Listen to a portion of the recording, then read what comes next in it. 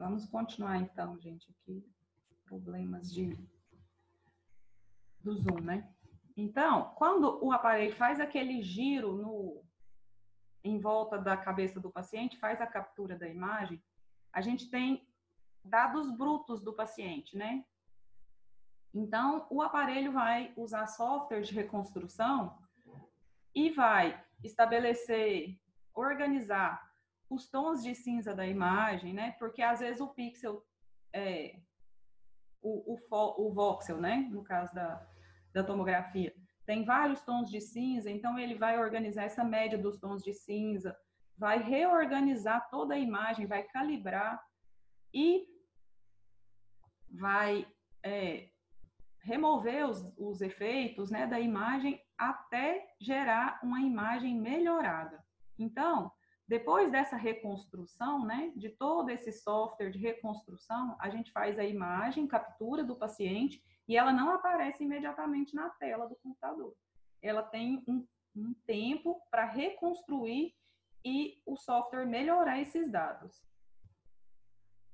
Então, geralmente, a gente faz a captura da imagem e pede para o paciente aguardar uns minutos, aí faz essa reconstrução da imagem para depois aparecer a radiografia na tela do computador. Não é, assim, automático como na radiografia. Porque como eu tinha falado aqui antes, né, nesse slide, olha só, é muita informação em uma captura de imagem só.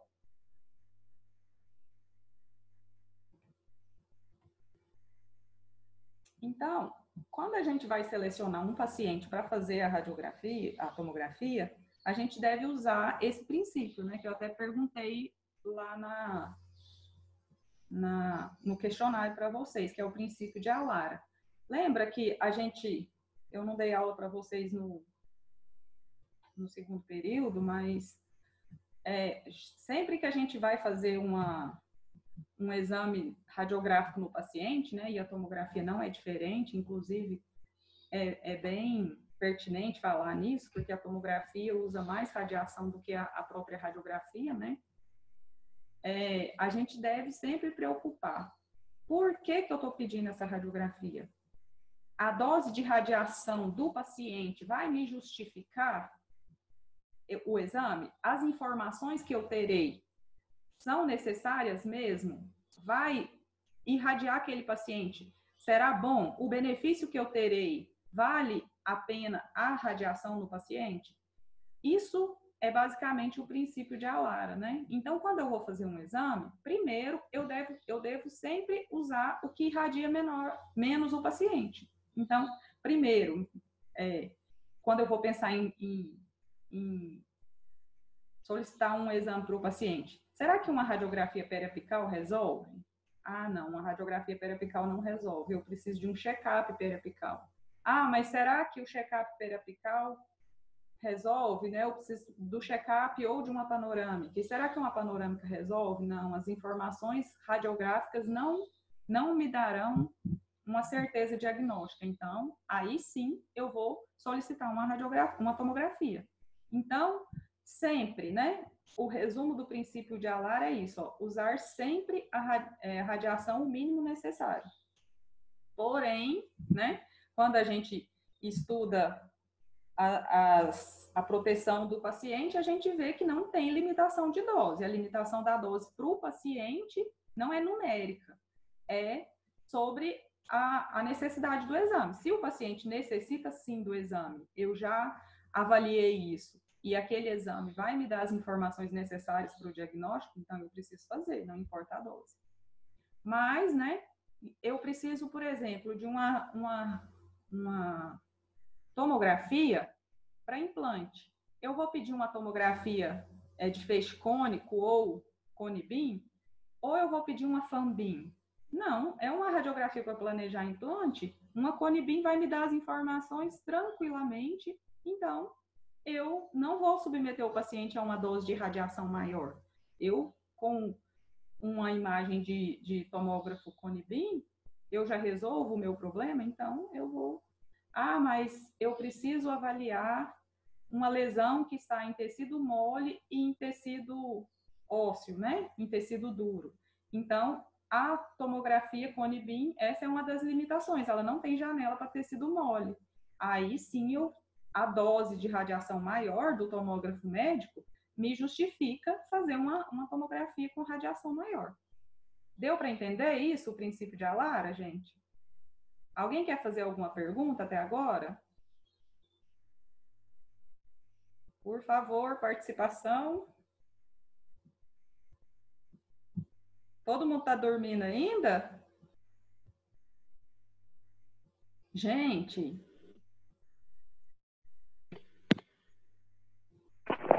Professora, repete o princípio de Alara novamente, por favor.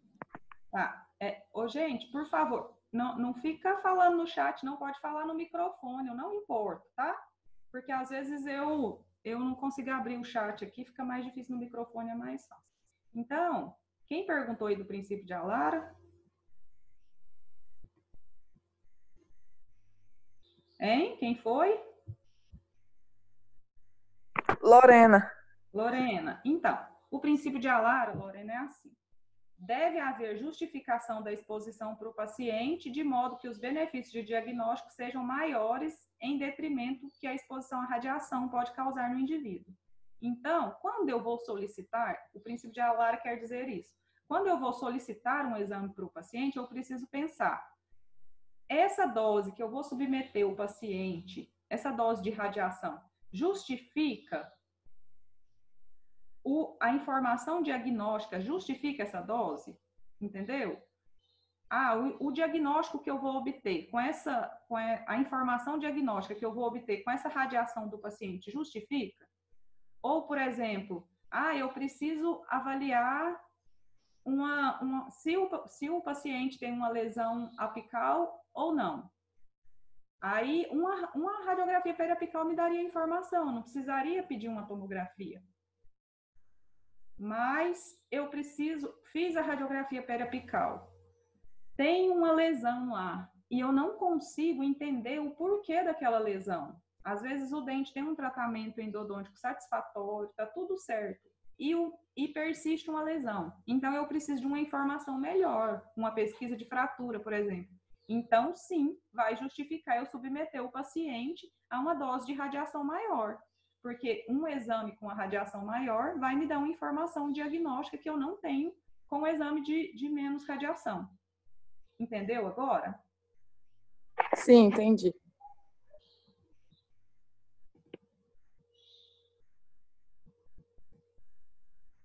Então, quando eu vou selecionar os pacientes, eu preciso ter conhecimento técnico para isso, né? Eu vou vou fazer o exame clínico do meu paciente. E aí, o paciente precisa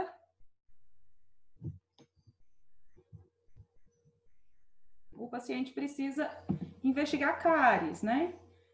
Então, qual radiografia precisa para investigar cárie? Qual exame radiográfico? Eu preciso de uma tomografia para isso? Não, eu preciso de um raio-x interproximal, né? Então, a gente precisa entender sobre isso, né? Uma coisa que eu sempre falo, panorâmica não serve para investigar cárie, né? Panorâmica tem outras indicações. Então, a gente precisa, ao solicitar um exame, ter um conhecimento técnico e avaliar as indicações de cada exame. E na tomografia tem um detalhe especial. Quando eu peço uma radiografia periapical, a radiografia periapical não importa se eu quero ver cárie, se eu quero avaliar uma doença periodontal, se eu quero avaliar lesão apical, nada disso importa. O modo da captura da imagem, a técnica radiográfica é sempre a mesma, não importa a indicação. Se eu preciso de uma panorâmica, eu preciso da panorâmica para quê? Para avaliar a oclusão do paciente, para olhar uma lesão, para avaliar os terceiros molares? Para que eu pedi aquela panorâmica? Para que eu solicitei? Não importa a necessidade de diagnóstico, né? Toda a técnica será a mesma. Agora, na tomografia, varia totalmente a técnica conforme a indicação do paciente. Ah, é uma tomografia para implante? Ah, então eu vou ter um protocolo de aquisição para implante. Ah, é uma tomografia para ATM? Ah, eu vou ter um protocolo de aquisição para articulação. Ah, é uma tomografia para fratura radicular? Vou ter um protocolo de aquisição para fratura radicular. Ah, é uma tomografia para ortodontia. Tem um protocolo de aquisição para ortodontia. Vocês entenderam? Varia muito. Então, não existe falar assim, a tomografia da mandíbula. Para que tomografia da mandíbula? O que você quer ver lá naquele exame? Qual a informação você necessita? Aí, a partir dessa informação, olha, eu preciso de uma tomografia para avaliar fratura no dente 11. Então, eu vou fazer aquela tomografia especificamente para avaliar fratura no dente 11. Ah, não, eu preciso dessa tomografia para avaliar um trauma na mandíbula, um trauma de ATM. Então, eu vou fazer essa tomografia para avaliar trauma de ATM. Ah, eu preciso de uma tomografia para avaliar o sítio de doação de enxerto. Então, a tomografia será essa, entendeu? Cada um tem seu protocolo de aquisição, tamanho do FOV, tamanho do voxel, tudo importa na hora de fazer a captura da imagem. Sem isso, a gente fica de mãos atadas.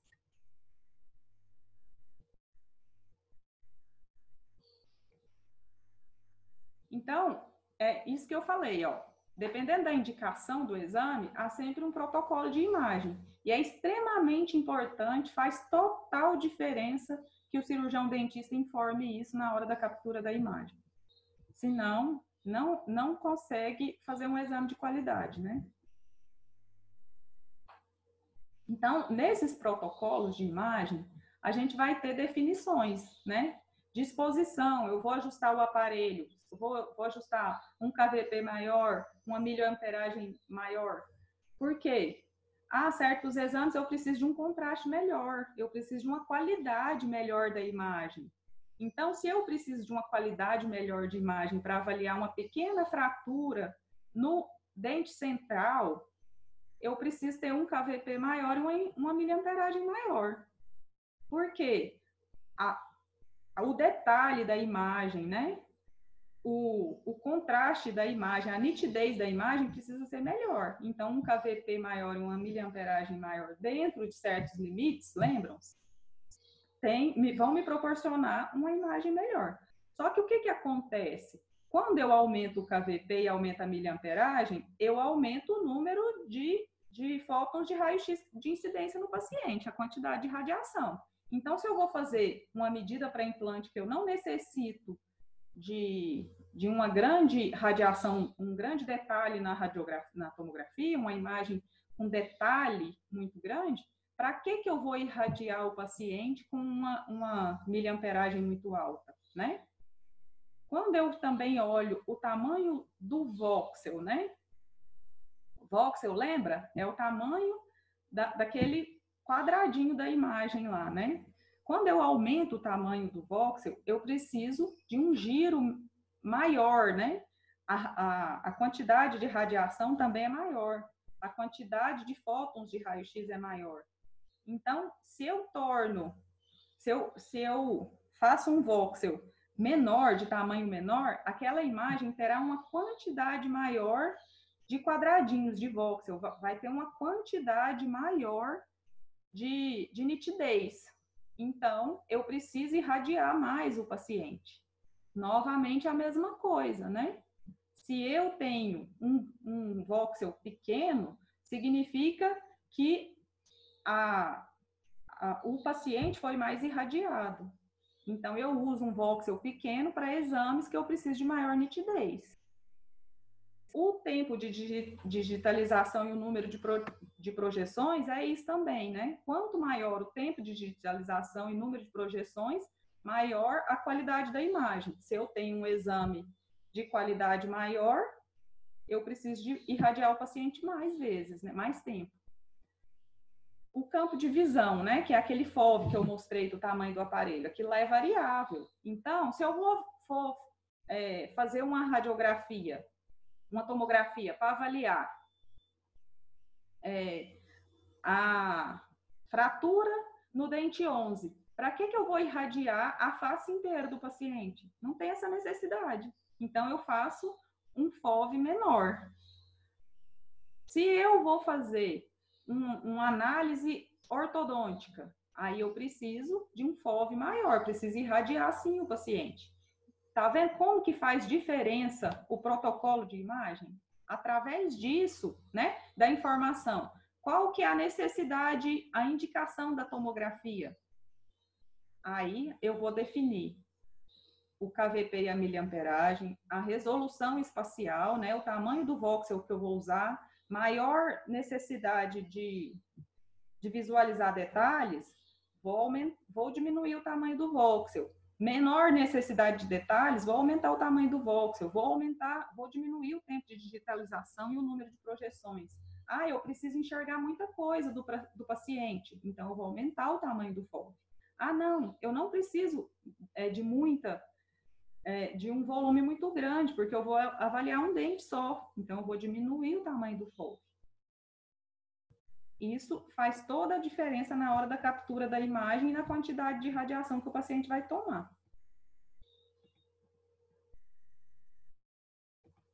Alguém tem alguma dúvida até agora?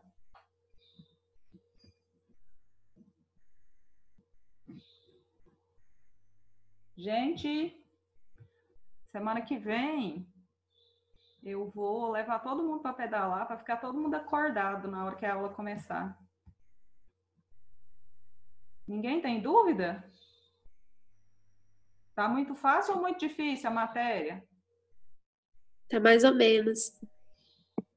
Mais ou menos? Mas você tem alguma dúvida? Ainda não. Não? Não. Beleza, então. Eu vou encerrar a reunião, só falta 1 minuto para a gente mudar de assunto, tá?